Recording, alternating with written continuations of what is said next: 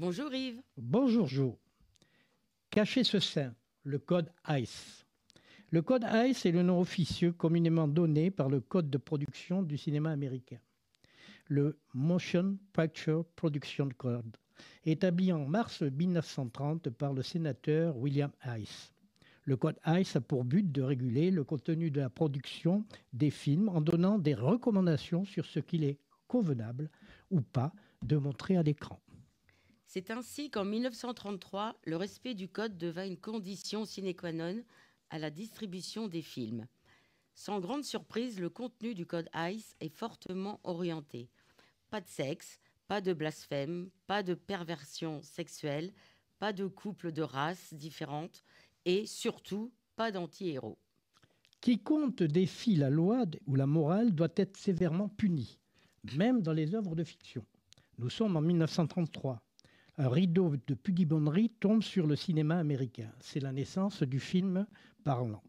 Déjà, c'était la fin des images de slip, les images de dessous en satin, de sexualité explicite. Les films parlants peuvent ajouter aux images la verdeur des dialogues.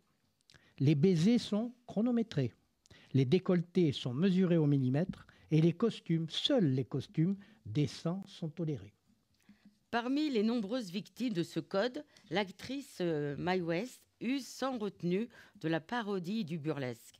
Elle agresse la virilité des hommes avec aplomb qui fait rire les spectateurs des deux sexes. Elle est interdite de radio par ses outrances verbales. Elle est aussi écartée des studios en 1938.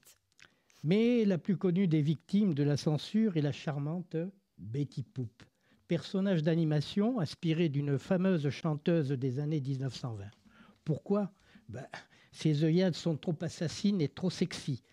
Les déhanchements qui soulèvent sa jupe courte fourreau sur une cuisse potelée cerclée d'une jartelle unique. Les auteurs sont priés donc d'atténuer les provocations.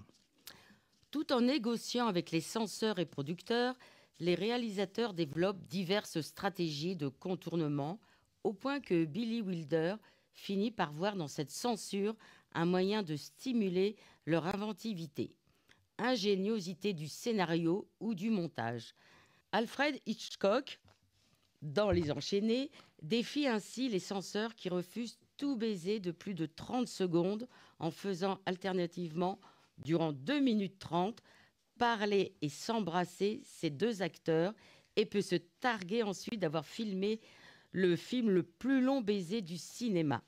Ellipse visuelle ou image suggestive, effeuillage de Rita Hayworth dans Gilda, symbole ou métaphore sexuelle, train fonçant sous un tunnel dans La mort aux trousses, panoramique verticale, symbole d'érection, bouteille de champagne débouchée, symbole d'éjaculation, etc., etc. Tandis que chez les réalisateurs plus timorés, les effets de code se font ressentir.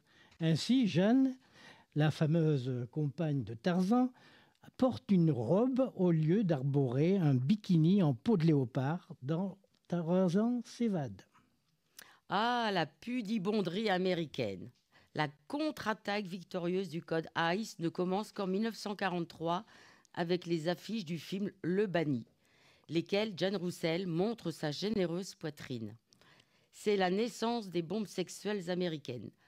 Toutes ces jeunes femmes retrouveront leurs photos collées sur les portes des placards des soldats américains et en figure de proue sur les avions allant bombarder le Reich. Merci Jo, Merci Yves. merci et bonne année à vous. Bonne année.